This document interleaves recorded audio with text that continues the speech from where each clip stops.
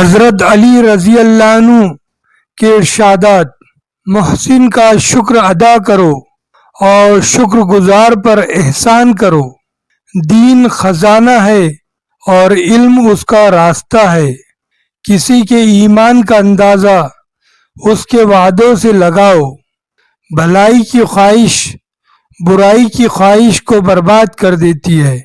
پرہیزگاری سے بڑھ کر کوئی عزت نہیں۔ سب سے بڑی خیانت قوم سے غداری ہے۔ انسان کا سب سے بڑا دشمن اس کا پیٹ ہے۔